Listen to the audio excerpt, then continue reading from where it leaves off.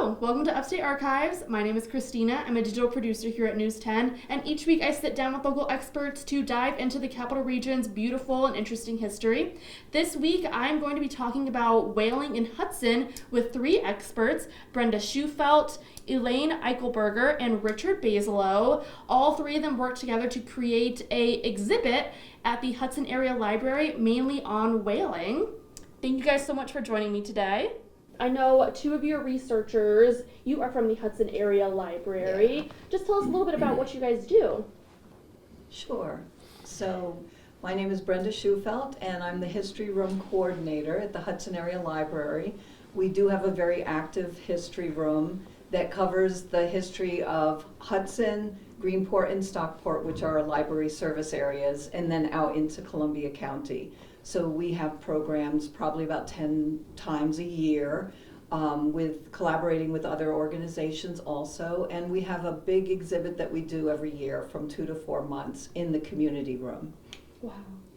And then Richard, what about you? And my name is Richard Baselow. I'm actually just a local history researcher. Lived in the area most of my life, most of it in Ulster County. Have always loved history. It's always been a part of my life.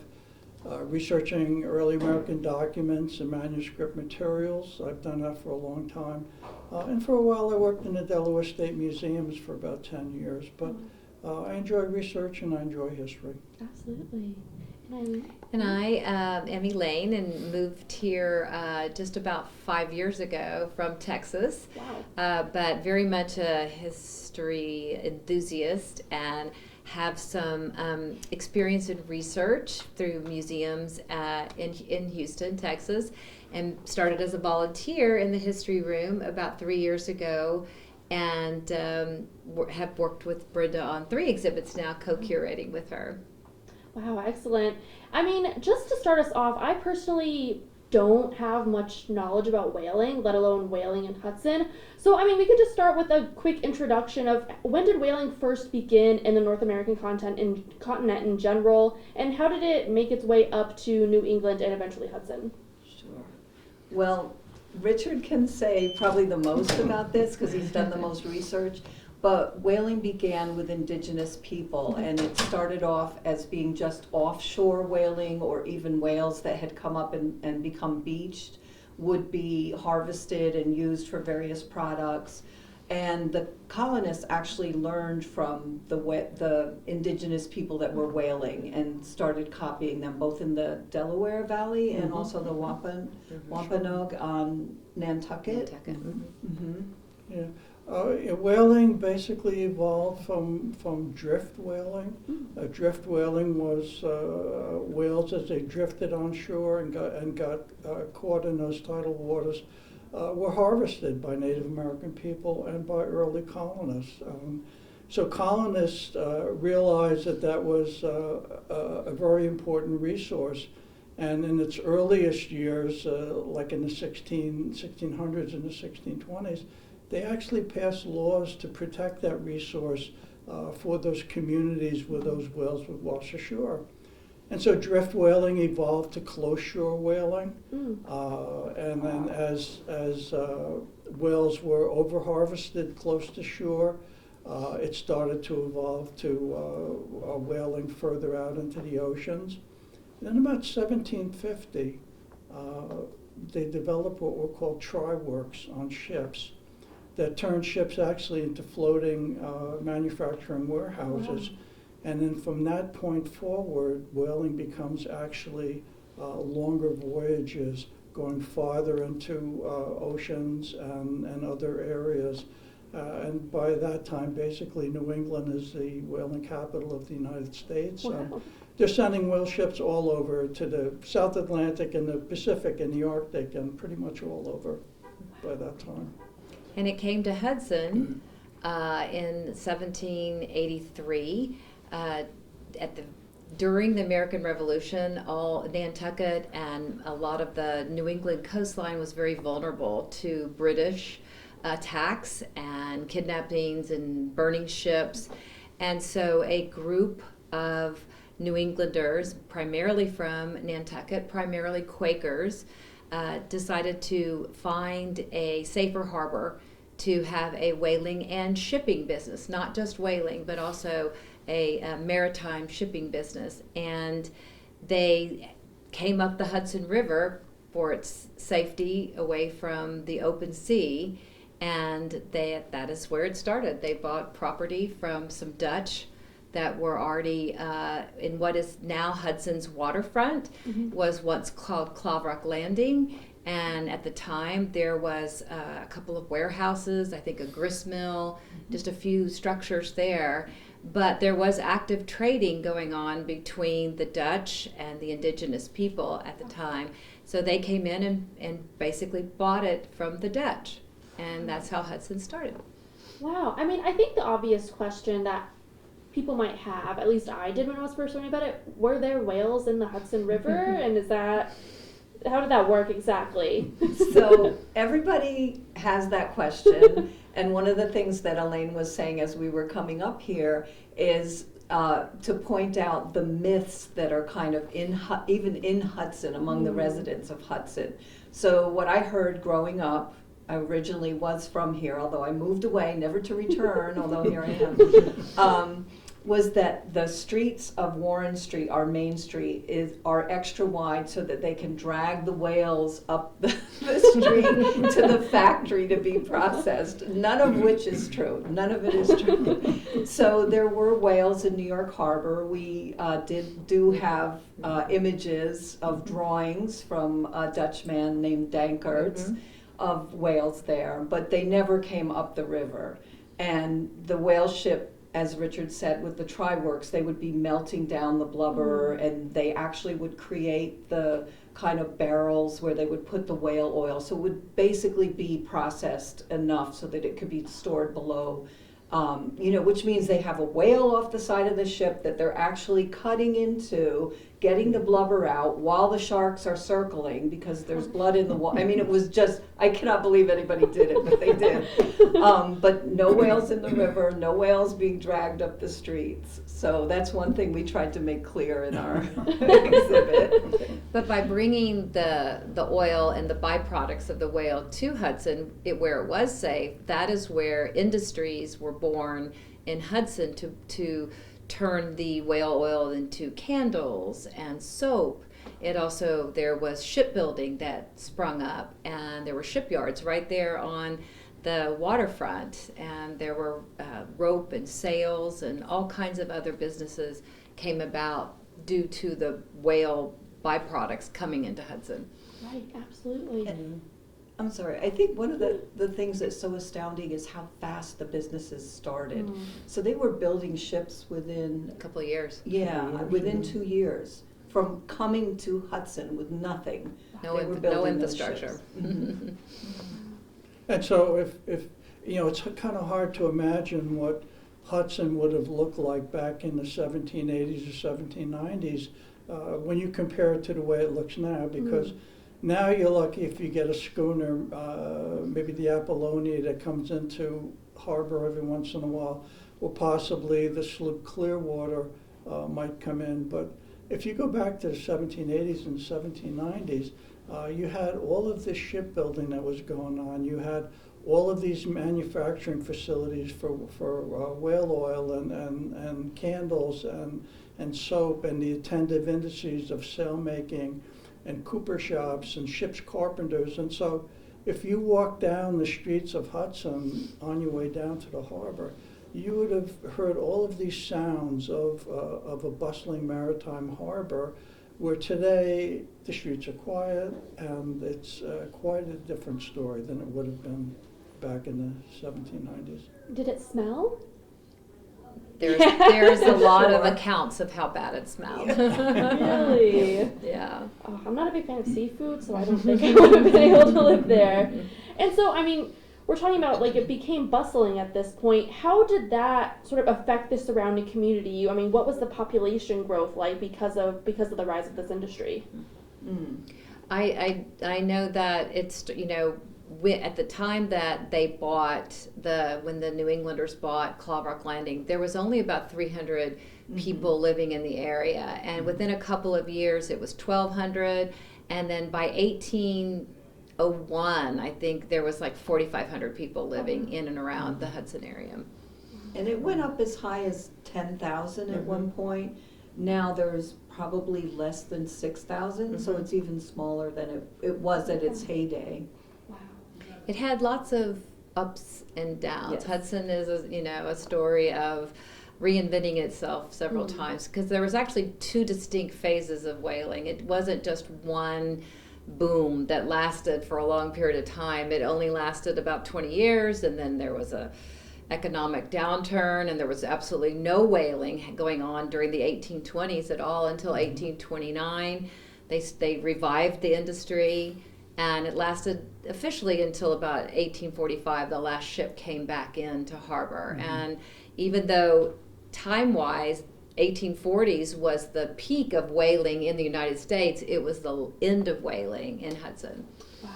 Because it was really a small town, super affected by, economic downturns, whereas bigger areas could survive, and keep going. Yeah, absolutely. Oh, that's so interesting. And one of the things that I was really drawn to when I was looking at the exhibit that you guys all worked on together, and we'll get back to that exhibit later in the episode because it's really, really interesting endeavor you guys did. One of the things that really drew me in was the role of Black mariners and people of color and women during this time. Would you be able to go a little bit into that and sort of the populations that maybe a lot of people don't exactly think about when we're thinking about this industry?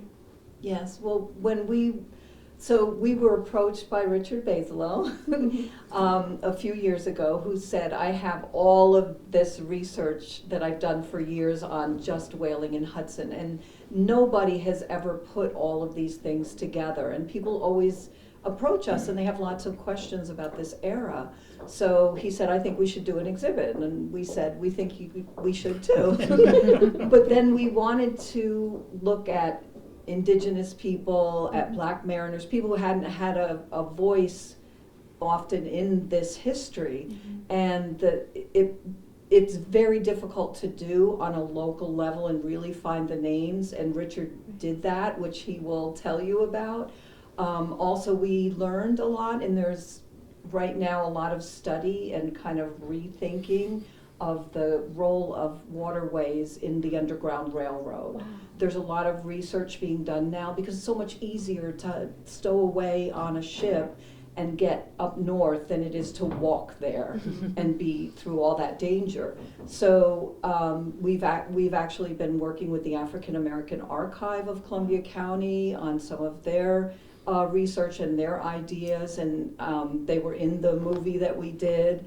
But maybe, Richard, you could say more about your research into local Black mariners. Well, to kind of put that question into context, when I got interested in learning, in studying Hudson's whaling history, it was about 8 years ago. And not so much from the industry side of it, because the industry side of it, the ships, the voyages, the captains, the whaling grounds they went to, the whale oil that they brought back, was reasonably well documented in the 19th century.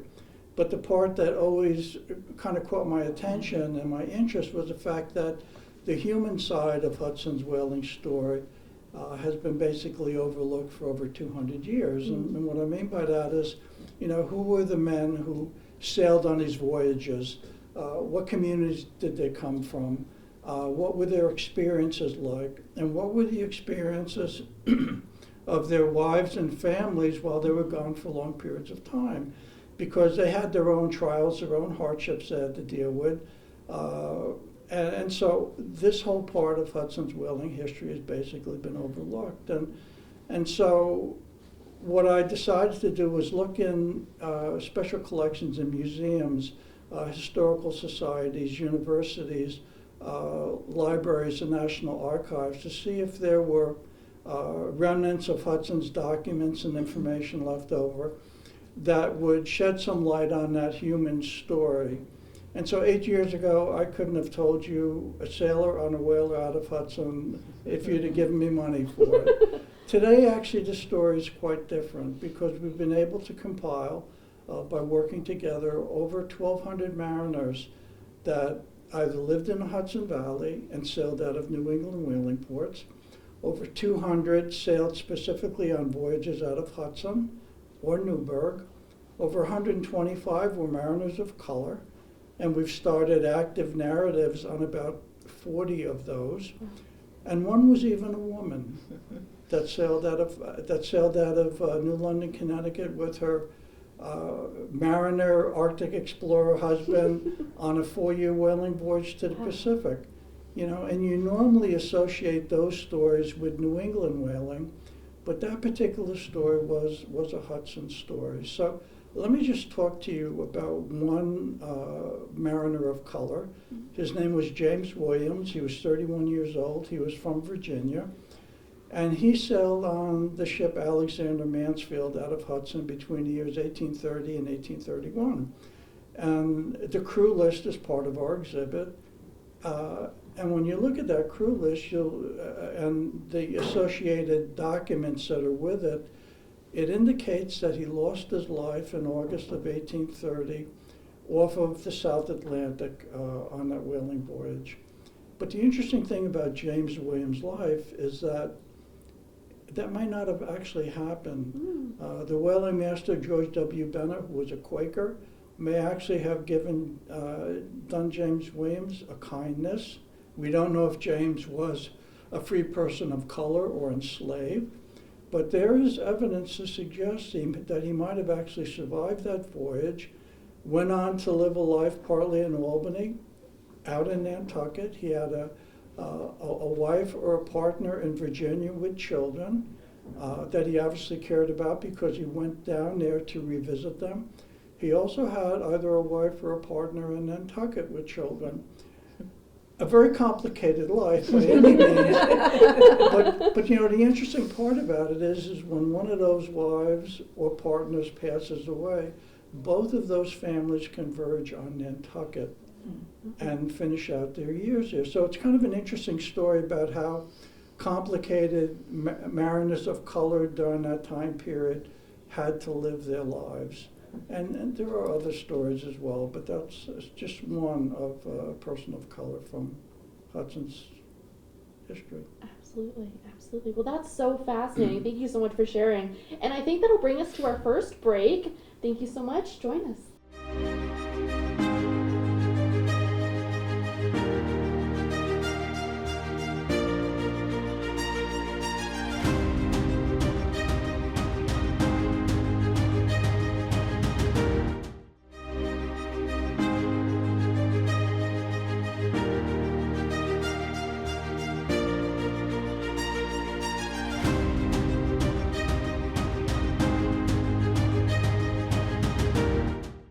Welcome back to Upstate Archives. I've been talking with Elaine, Brenda, and Richard about whaling in Hudson. I think the next topic makes sense to move on to is just the decline of whaling in Hudson. We've talked about it became a bustling city, a great industry. We heard about a story of a person of color. Thank you, Richard. So, just tell us a little bit about how it eventually all sort of winded down. Right. So, as Elaine said, there were two periods of whaling. They were both affected by national forces. The first period ended after Thomas Jefferson put an embargo on whaling products, and because Hudson was such a small port, they could not sustain what they were trying to do. Larger ports, as Elaine said, had more cushioning to be able to continue. The second period of whaling ended in 1845. The last whaling ship went out in 1841. Right. They did two reasons that we kind of identified as 1837. There was a big economic kind of crash nationally that affected them also. And then in 1838, as with a lot of cities and towns, there was a giant fire that just took out a lot of buildings. So they were also reeling from that.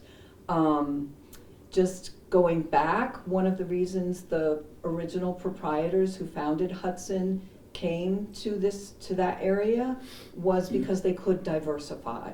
Their whole experience with the British warships and privateers was very traumatic for them and really took out almost all their vessels during the Revolutionary War. So they were looking to diversify, and they basically almost denuded the hemlock forests over on the Catskill Mountains for their shipbuilding, because hemlock was perfect for that. And they were also doing agricultural trade. So what we now know as Route 23 that goes out to Massachusetts from Hudson, from the river, was their trade route to bring in all kinds of agricultural goods. They went up and down the river. We had to rename the exhibit the Whaling and Maritime Commerce because there were so many packet voyages that would go back and forth to Europe, down to New York, up to Albany, things like that. But whaling basically ended, and that was a lot of the wealth. So you might be gone for 5 years, you might come back without much, but if you came back with having gotten a few whales and their products, it was wealth for generations. It really determined the whole economy of Hudson. But it was such a risky business, and for as many great successful voyages, there were many that were just complete busts where there was a lot of money lost as well. So that contributed to it as well. And there's something to say, to be said about the Quaker model. When a lot of these financial downturns were happening in the country, we tend to forget that a lot of the whaling in New England that was going on at that time was still within the family and was still generational. And they had their fingers in all aspects of that whaling industry to keep track of the costs and to make sure that they were doing everything they could that would make a voyage profitable and not go into too much debt. Whereas when you look at Hudson during its second phase of the whaling, it's run by corporations and boards of directors that aren't looking at it as closely with the same eye that these Quakers were. And so they tended to develop more debt and more credit. And so when these financial downturns came along, it was harder for them to survive. Absolutely. And do we see any traces remaining in Hudson of the whaling industry? Yes, quite a bit. Every street sign has a whale on it. There's lots of shop signs that have whales. Products, souvenirs throughout town are whaling, Christmas ornaments, or shirts, logos, things everywhere like that. So it's still very much alive and well. Somehow Hudson always returns to its whaling past. There's kind of a romance and a mystery about it. And during Hudson's urban renewal time, the kind of final iteration of urban renewal was a campaign to bring the commercial traffic back to Warren Street when the box stores were being built out on Fairview Avenue. And the name was SPOUT, Society to Promote Our Unique Town. And there was a whale. There was a whale logo that was designed by Richard Cram, who worked at the Register Star at the time, and that became the street signs. And now we sell T-shirts with that on. That's so fascinating. I mean, I really want to move on to this exhibit that you guys worked on for the Hudson Area Library. Just give us a little bit of a rundown of that. How long did that take? What all was included in this? I mean, Well, we started with a really good start with Richard's work, and we all got the bug, and we traveled to a number of different repositories. We went to the Nantucket Historical Society, we went to Cold Springs Harbor, Long Island, we went to New Bedford, major whaling communities to look at their archives, and we found quite a bit of stuff. A lot of Hudson artifacts were spread out at other places, so we were able to make copies, to get digital rights to them and reproduce them so people could actually see the original documents, and that was wonderful. We have over 12 logbooks of journeys that came out of Hudson Port specifically. We have letters of a man from Hudson who was the grandson of the original founder, Thomas Jenkins, who went out on a whaling voyage to make his fortune, make his family proud. and ended up realizing he really wanted to be a CPA. He was with an abusive captain who was whipping people on the deck and just horrible things. And so we have, it's so wonderful to have these words and see this young man in this experience. May not have been wonderful for him, but when he got to Rio in Brazil, he kind of said, yeah, I'm good. I'll find my way home from here. And he didn't get back on the ship. So, what I find interesting about the exhibit, and I'm especially proud of, is the fact that it's able to capture the region's history, Hudson's early beginnings. It covers the industry part of Hudson's whaling story, but it also incorporates the research on the human side of it as well. So for the first time, people can take those names that are in this 1,200 list, and if they want to pursue family research, it gives them a starting place to finally do that. If you're doing historical research, it also gives you an avenue to start opening up different avenues for historical research as well. And so it cohesively and seamlessly captures all of those different elements of Hudson's whaling story. And I couldn't have worked with a better group of history-loving professionals if I really wanted to. So it took about 2 years from start to finish to put it together, and then we had it on exhibit most of all of last year, both in the spring and the fall. It's now at the Clavrock Library, where it's going to live for a few months. And Brenda and I are both retired educators, and so we saw the importance of creating teacher workshops around the history and the exhibit that we could share with other educators so that they could take it back to their classrooms, so that the kids have a context now for when they're on the waterfront at a Waterfront Wednesday, or if somebody's shopping at the antique mall, it's like you now know that was the hub, that was the epicenter of whaling in Hudson, was right there. So it's a good way to promote the local history in the classroom as well. Absolutely, absolutely. And you guys have so many resources online as well. So if anyone wants to check it out, it is available online. Well, thank you guys so much for joining me today. This was so fascinating, especially as someone who didn't really have any idea that this was an industry in Hudson. I mean, I grew up here in the Capital Region. It just was never something that was brought up to me growing up when I was in school. So just so interesting to learn about. Thank you all so much for coming in here today. You're welcome. Of course. Thank Great. you. Thank you. Thank you. Thank you so much for joining me this week on Upstate Archives. We'll see you next week.